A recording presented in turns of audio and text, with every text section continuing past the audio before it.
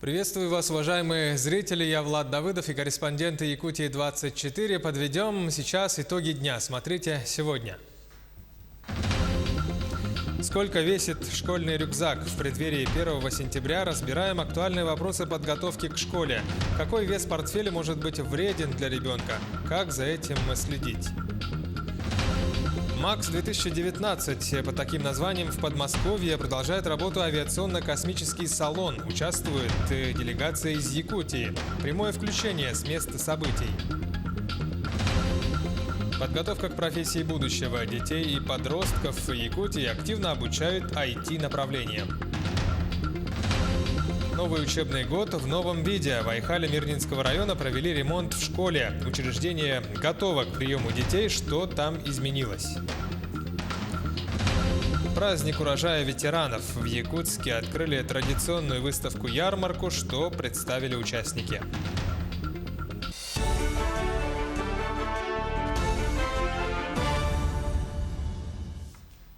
Спасатели региональной поисково-спасательной базы прибыли на место происшествия, где вынужденно приземлился частный самолет Ан-2.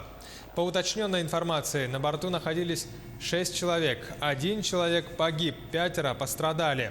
Информация уточняется. Ранее сообщалось, что вертолет Ми-8 вылетел на помощь на место происшествия в Кобяйском районе. Поступила информация о вынужденной посадке Ан-2, принадлежащей ООО «Авиаспектр». В ходе уточнения обстановки было установлено, что 30 августа текущего года с местности Усть-Хатын города Якутска по маршруту населенный пункт Сордах-Верхоянского района вылетел Ан-2, принадлежащий частной компании. На борту находилось 5 человек, из которых 2 человека экипаж и 3 человека пассажира. Примерно в 400 километров от точки вылета он совершил вынужденную посадку в районе озера Селян-Кюэль Кобяйского района. Сотрудник транспортной полиции Якутии, самовольно оставивший службу, пройдет по уголовному делу о хищении оружия. Напомним, 26 августа Айтал Томский получил табельное оружие и боеприпасы, но к месту несения своей службы в аэропорту Якутска не явился. Был объявлен план перехвата, и 29 августа беглец был задержан. В настоящее время решается вопрос об избрании ему меры пресечения. Утвержден новый тариф на услугу по обращению с твердыми коммунальными отходами. Внесено изменение в постановление Госкомитета по ценовой политике. Жителей Якутска и поселка Жатай ждет перерасчет. Как отметили члены правления, на сегодня существует ряд проблем, связанных с новым полигоном в столице региона. Поэтому было решено исключить из тарифа регионального оператора Якутска-Кассети расходы на его строительство. Таким образом, плата граждан на услугу ТКО снизилась в 1,5 раза для жителей Якутска и немногим меньше для жителей поселка Жатай. В подмосковном Жуковском продолжает работу авиационно-космический салон под названием МАКС-2019. 800 участников из 30 стран мира представили свою технику. Это самолеты, вертолеты, беспилотники и другое авиаоборудование. Плотная деловая программа и у делегации из Якутии. Что происходит прямо сейчас на авиасалоне, мы узнаем у нашего корреспондента в Москве Максима Кардозу. Он с нами сейчас на прямой связи. Максим, тебе слово. Приветствую, Влад. Продолжается работа авиационного салона «МАКС». И сегодня сюда пришло еще больше людей, чем в предыдущие дни. Ничего удивительного. Пятница и самый наплыв ожидается в субботу и воскресенье. Люди приходят посмотреть уникальное воздушное шоу. Я не знаю, слышно вам или нет, но здесь буквально ревут турбины самолетов надо мной сейчас, потому что идет авиационное шоу, летают истребители. Они делают какие-то потрясающие кульбиты, виражи в воздухе. И на это, конечно, очень интересно посмотреть. Но авиационный салон «МАКС» — это не только такая развлекательная программа, это и большая деловая программа, такая обширная. И сегодня произошло торжественное такое мероприятие. Передача новенького самолета «Сухой Суперджет», который стоит вот как раз за моей спиной авиакомпания «Якутия» от государственной транспортной лизинговой компании в аренду на 10 лет. Если вы уже заметили, внимательно присмотритесь, самолет такого насыщенного, красивого, глубокого синего цвета. Сегодня произошла не только передача этого лайнера, но и презентация новой ливреи, такой красивой. Вот выглядит это все очень эффектно и ярко. И буквально через несколько дней этот самолет отправится в сторону Якутска и начнет свою работу повседневную. Давайте послушаем генерального директора авиакомпании «Якутия». Куда же будет летать этот самолет и что значит для нашей республики сегодняшнее подписание? Для авиакомпании это значит увеличение флота. Мы сегодня торжествуем по поводу получения нашего 5-го суперджета.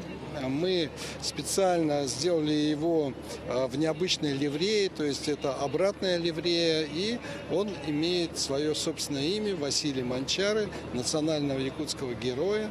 Этот самолет уже мы планируем использовать через 3 дня на наших маршрутах из Якутска и, конечно же, маршруты в Азиатско-Тихоокеанском регионе. Это из Владивостока, Хабаровска, Южно-Сахалинска, в Японию, в Корею.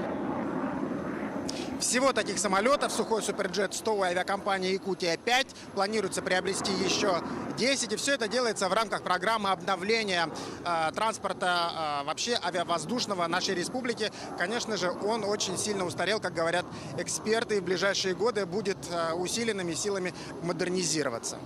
Влад? Спасибо. Напомню нашим зрителям, что на прямой связи со студией был наш корреспондент Максим Кардозу с Подмосковья, где продолжает работу авиационно-космический салон МАКС-2019. К другим темам: соглашение о взаимодействии в разведке, разработке, транспортировке и глубокой переработке природного газа в Западной Якутии заключено в Мирном на нефтегазовом форуме. Документ подписали первый вице-премьер Якутии Алексей Колодезников и председатель Совета директоров китайской корпорации «Сириус». Китайская сторона в ходе пленарного заседания форума отметила, что для реализации первой очереди комплексного газового проекта потребуется 750 миллиардов рублей. Компания получила поддержку со стороны Китайско-Российского инвестфонда, а также Китайского экспортно-импортного банка. Всего в рамках форума подписано 10 соглашений и протоколов о намерениях. Стратегию развития Арктики в Якутии на 2020-2024 годы утвердят 1 декабря. До крайнего срока в правительстве должны проработать все детали основополагающего документа. Сегодня на заседании правительства Якутии рассмотрели ход его разработки. Также представители ведомств внесли свои предложения по доработке документа. В стратегии планируют отобразить новые программы и методы по развитию арктических районов. Это и решение проблемы мобильности населения, развития медицины, образования, также социальных вопросов. Каждое министерство, каждый главный распорядитель бюджетных средств будет формировать в рамках своей программы раздел «Арктический». Кроме того, целый ряд отдельных направлений будет выделено: арктическое здравоохранение, медицина, учитель Арктики, то, что буквально на прошлой неделе Александр Сергеевич тоже поручил нам проработать, и ряд других направлений. А вообще в основе стратегии, конечно, будет лежать схема территориального размещения и производительных сил, центров экономического роста и расселения населения, которая должна быть с ней увязана. Также на заседании правительства обсудили вопрос получения помощи для подключения домов к электроотоплению. Это касается малообеспеченных семей из Алекминского, Ленского и Мирнинского районов. Ранее такая поддержка действовала только в Нюрбинском и Сунтарском районах. Максимальный размер материальной помощи составит 50 тысяч рублей. Специально для этих целей в бюджете республики уже предусмотрели необходимые средства. Предельный размер помощи составляет до 50 тысяч рублей. На эти цели в государственной программе «Социальная поддержка граждан» предусмотрено 25 миллионов рублей в текущем году, которые будут направлены на поддержку, на оказание адресной материальной помощи на эти цели порядка 500 семей. Золотодобывающая компания «Селигдар» в Алданском районе вдвое сократила издержки на приобретение водоустойчивых взрывчатых веществ для производства взрывных работ. Экономия связана с пуском собственного участка по производству невзрывчатых компонентов эмульсионных взрывчатых веществ. Все подробности у нашего корреспондента в Алданском районе Руслана Павлова. В В конце прошлого года золотодобывающая компания «Селегдар» запустила новый производственный участок. Модульно-контейнерная установка по производству невзрывчатых компонентов, эмульсионных взрывчатых веществ позволила компании наполовину сократить расходы на приобретение штатной взрывчатки для производства взрывных работ. Производительность данной установки составляет 5000 тонн в год. На данный момент из невзрывчатых компонентов, которые изготовила данная установка, уже произведено готового взрывчатого вещества более 2500 тонн. Это полностью покрывает потребности компании, даже можно сказать, что есть излишки. Производственный комплекс – это несколько контейнеров, внутри которых сплетение труб и скопление датчиков.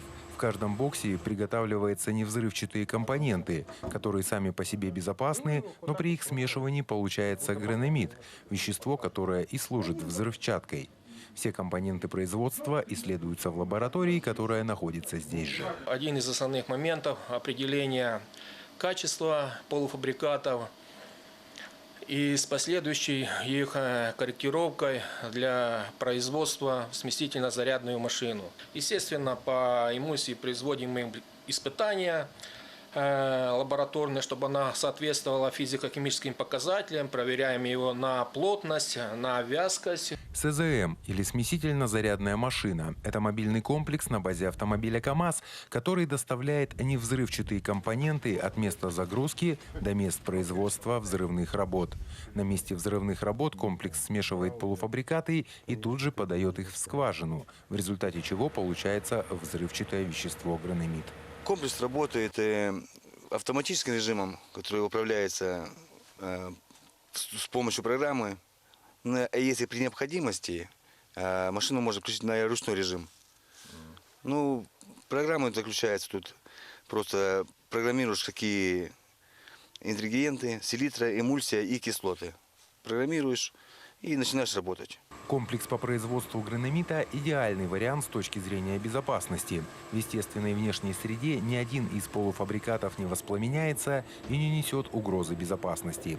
Комплекс позволяет Селегдару уже сейчас получать экономический эффект от нового производства, повышать производительность труда и постепенно уходить от оборота со штатными взрывчатыми веществами. Руслан Павлов, Александр Лукин, Сергей Шипачев, Алдан. Сейчас короткая пауза, 30 секунд. Вернемся и продолжим программу «Итоги дня».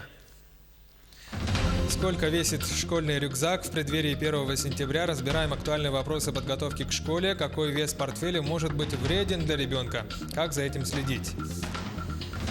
Подготовка к профессии будущего детей и подростков в Якутии активно продолжают обучать IT-направления. Новый учебный год в новом виде. В Айхале Мирнинского района провели ремонт в школе. Учреждение готово к приему детей. Что изменилось? Праздник урожая ветеранов под таким названием в Якутске открылась традиционная выставка-ярмарка. Что представили участники? Якутия-24, программа «Итоги дня». Продолжаем выпуск. В преддверии 1 сентября разбираем актуальные вопросы подготовки к школе. Сколько весит школьный рюкзак? Какой вес портфеля может быть вреден для ребенка, что может привести к чрезмерной нагрузке детей, утомлению, лишней усталости? Обо всем этом сейчас готов подробно рассказать мой коллега Андрей Мухоплев. Он на прямой связи со студией. Андрей, пожалуйста, тебе слово. Приветствую, Влад. 1 сентября уже совсем близко. Школьники готовят свои портфели. В среднем у детей начальных классов в день по 4-5 уроков. Один учебник весит где-то 300-400 граммов. А еще тетради, краски, пластилин, пенал, сменная обувь. И первоклассникам иногда сложно расстаться с любимой игрушкой. Уже получается от 5 до 8 килограмм. Это немало. Учитывая, что оптимальное соотношение веса рюкзака к весу ребенка, по мнению медиков, должен составлять 1 к 10. Много уроков. Нас говорят, надо таскать учебники каждый день. Мне бы хотелось всем, чтобы уроки это правильно, их программу не изменишь, но хотелось бы всем, чтобы носить каждый день эти учебники вперед. Как-то бы проблему-то решили бы в школах с тем, чтобы там библиотеки были бы или в классе оставлялись бы. Но опять-таки и дома тоже надо учить, я вот даже не знаю даже как. Но, наверное, дублирующие были бы в классе эти учебники. Тем, чтобы ребенок таскал только тетради, задания, которые он выполняет дома. Дублировать учебники, чтобы заниматься по ним и дома, и в классе, этого не позволяет школьный бюджет. И шкафчики для смены обуви есть лишь в нескольких учреждениях. Получается, что дети вынуждены все необходимое носить сами, даже если им приходится ездить в автобусе. Какие же последствия могут быть от постоянного ношения тяжелого школьного рюкзака? Перераспределение нагрузки на сосуды, перенапряжение мышц. И все это может привести, естественно, к пагубным последствиям, таким как если у ребенка уже есть имеющееся какое-то плоскостопие, то это приведет к перенагрузке тазовых костей. Отсюда у нас страдает позвоночник, а потом и страдает головной мозг. Ну, концентрация внимания страдает. И, естественно, здесь уже такие последствия, как снижение умственных способностей, работоспособности. Вот это же сосуды лимфатические, кровеносные. Они все равно страдают, когда идет передавливание. То есть нет питания мышц, грудной мышцы.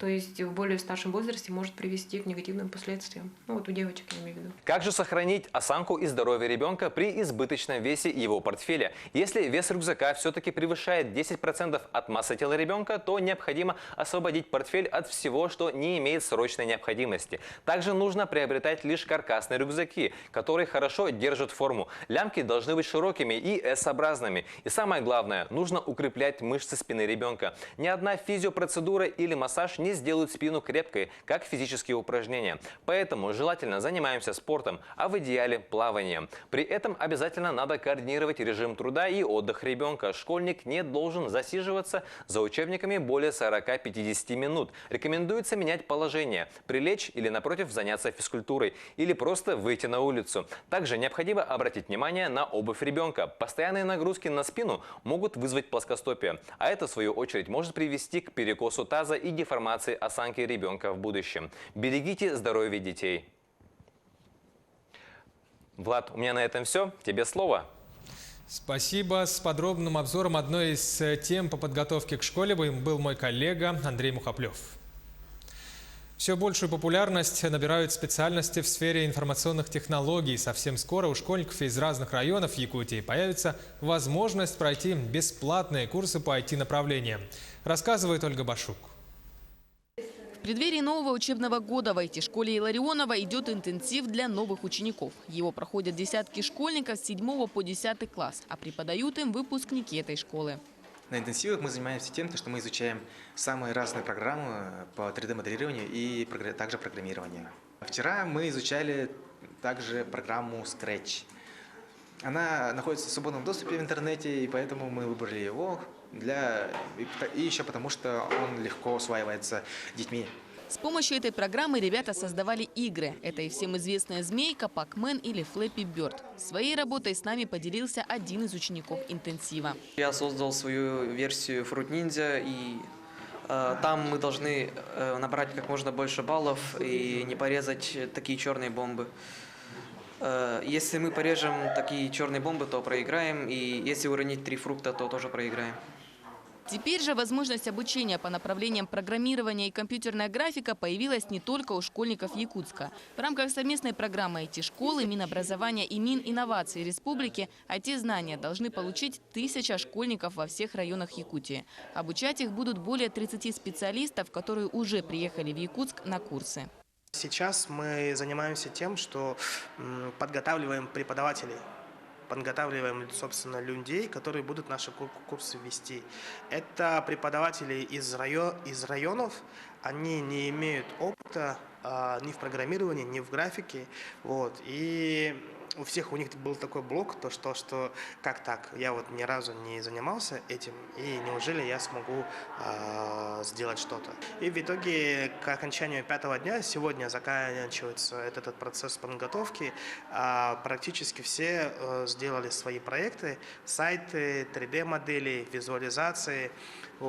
Одна из будущих преподавателей приехала из Мегино-Кангаласского улуса. Марина признается, что о курсах узнала из мессенджеров и, не раздумывая, решила пройти обучение по направлению компьютерная графика. Сейчас я сижу по уходу, и мне уже сейчас хочется научиться чему-то новому и уже выйти на работу. Нам преподают сейчас 3D-моделирование по программе Blender. Мы сейчас проходим такую тему, как интерьер или там как обставить комнату. Совсем скоро этим тонкостям новоиспеченные преподаватели смогут обучить своих подопечных. В понедельник, 2 сентября, будут известны результаты отбора. Преподаватели, успешно освоившие курс, объявят у себя в районе набор детей и с 16 сентября начнут обучение, которое, к слову, будет бесплатным. А помещение с компьютерами и интернетом обеспечит IT-школа. Ольга Башук, Семен Семенов, Якутск. В Айхале Мирнинского района провели ремонт в местной школе. Учреждение готово к приему детей. Что изменилось? Сюжет Альбины Шарафуддиновой. К новому учебному году в Айхальской школе номер 23 закуплено интерактивное оборудование. Это проекторы, интерактивные доски. В фойе 1 и 3 этажей установлены сенсорные панели. Администраторы выводят на монитор полезную информацию для школьников. Например, какой урок идет или сколько времени осталось до конца перемены. На закупку оборудования потрачено 825 тысяч рублей. Планируется закупить в учебное заведение и панорамный класс в кабинет истории. Это несколько проекторов, интерактивная доска, стол и планшеты для каждого ученика. Мы сейчас в стадии аукциона, потому что оборудование очень дорогостоящее, и нам хочется закупить оборудование качественное. 2 сентября обновленное учебное заведение откроет свои двери после ремонта. 23-я школа готова принять более 1000 учеников. На сумму 900 тысяч рублей закуплены учебно-наглядные пособия. Этим летом в Айхальской школе номер 23 работала летняя площадка. К ремонтным работам приступили только в июле. Покрасили стены и полы в учебных классах. В рамках подготовки к отопительному сезону это ремонт стояков, отопление, это в мастерских, так как это было у нас необходимо. И выполнена в одном из кабинетов по предписанию Пожнадзора замена горючестойких панелей на гипсокартон с оклеиванием обоев. Готовится принять своих учеников и Айхальская школа номер 5. На сегодняшний день ремонт в учебном заведении закончен. Ведутся последние подготовительные работы. Закуплено интерактивное оборудование, учебно-наглядные пособия, мини-экспресс-лаборатория, расходные материалы для проведения опытов. На работу принят учитель начальных классов. Открыта вакансия учителя физики. Провели текущие ремонты. Это по ремонту крыши бассейна, по ремонту, то есть по покраске классов, коридоров, лестничных маршей.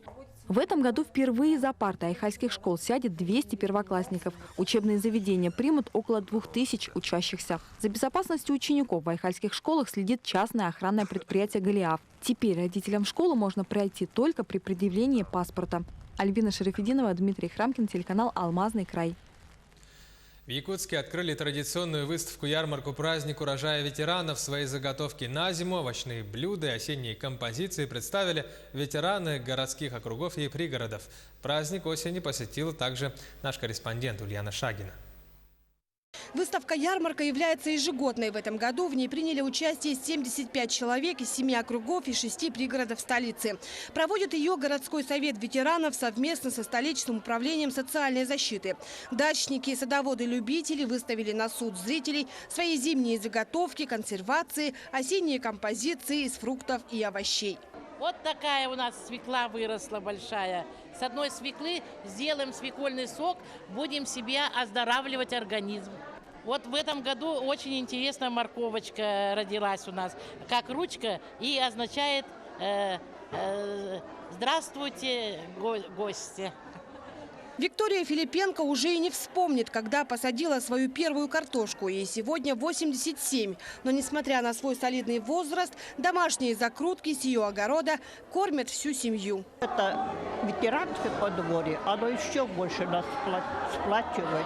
Мы сегодня смотрим, кто что сделал, кто что вырастил. И поэтому хотелось бы сказать, что это уже много-много лет у нас делается и будет, наверное, и дальше продолжаться.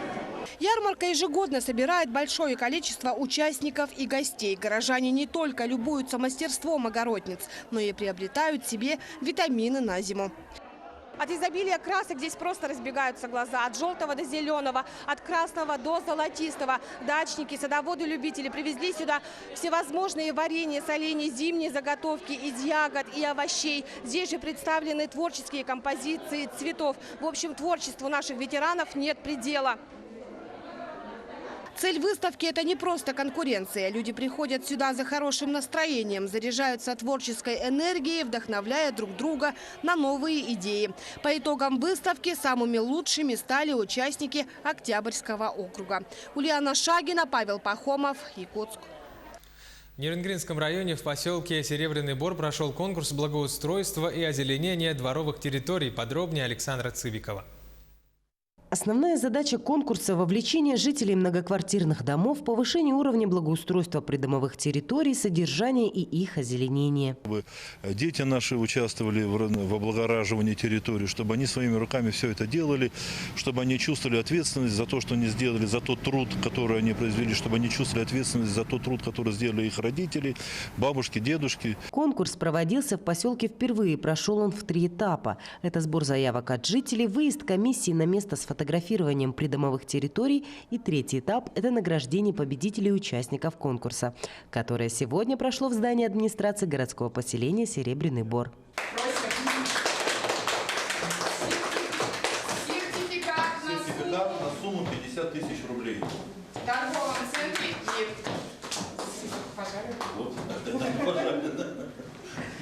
Критериями выбора победителей стала оценка малых архитектурных форм и оригинальность решений, оценка уровня и качества озеленения, качество уборки домовой территории и количество и состояние цветочных клумб и количество прижившихся саженцев деревьев. Мы все лето работали, все лето облагораживали территорию. Очень много мы посадили берез, цветов. Мы купили заборы за свой счет для цветов. Также огородили. Мы закупали трубы, мы варили все своими силами. Это наши мужья. Все участники конкурса проявили творческую инициативу в эстетическом оформлении двора. Установили скамейки, урны, устройства для сушки белья, ограждение двора и газонов, купили рассаду, посадили клумбы и цветники, скосили траву, окрасили ограждения и бордюры. За 2-е место участники получили сертификат на сумму 30 000 рублей, а 3-е место поделили 2 дворовые территории и получили по 20 000 рублей. Александра Цыбикова, Захар Головин, Нерюнгри. Таковы итоги дня сегодня. Оставайтесь на нашем канале. Всего доброго, будьте в курсе.